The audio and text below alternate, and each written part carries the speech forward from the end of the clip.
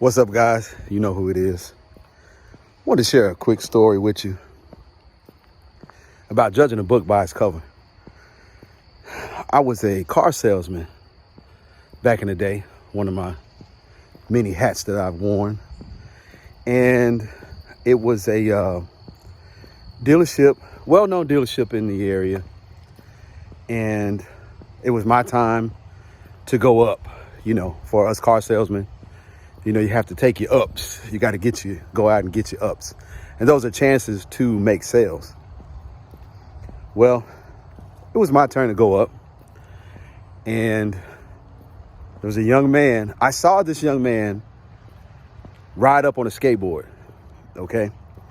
So this is back in the late 90s, early 2000, somewhere around in there. And, right off the bat, I was just like, just a kid looking, trying to see what he can see.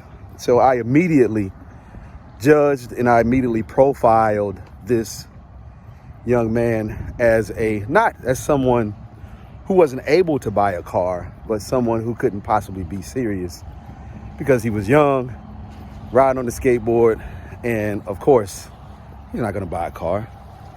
So I walked up to him. I said, "Hey, young man, how can I help you?" He said, "Well, I just graduated and my dad's going to buy me a car." So, in my mind, I'm like, yeah, right. Okay, cool. He goes on to say that my dad told me to come up here and pick a car that I wanted and test drive it so he could buy it. And when he gets off work, he's going to come back later on and buy it, something like that. So I'm like, actually, let's just wait until your dad comes. Okay. And I said, "Do you have a driver's license?" And he looked really, really young. So he says, yeah, he said, "Yes, I have a driver's license." And, my dad told me to come up here and test drive a car and see if I liked it. I said, "Okay, so what kind of car were you interested in?" He wanted a Mustang, one of the top of the line Mustangs at that. So I'm like, okay, all right, dude, whatever. So initially, of course, I told him that, long story short, I told him no, there's no need to waste the time, basically. And let's just wait. You bring your dad back up here and we'll talk about the, trying to get the deal done at that point. Right. So he left and, of course he was disappointed, but I didn't want to waste the time. I had sales. I was trying to make sales and I had stuff to do. So after that happened, I went and morning. A few hours passed by and I'm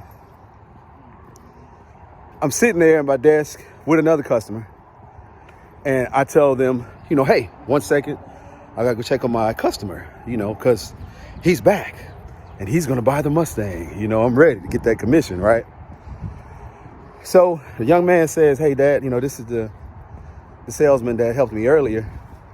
And his dad immediately says, "No, he didn't help you. He wouldn't even let you test drive the car." He said, I'm going to buy whatever car my son chooses and you're not going to get the commission." So I'm like, he said it right there in my face in front of everybody. Everybody in the dealership heard. And I was kind of like, wow, okay. So he said, "You go find me another salesman." And I'm like, "Okay, sir. Sorry you're unhappy. I'll be happy to get you another salesman."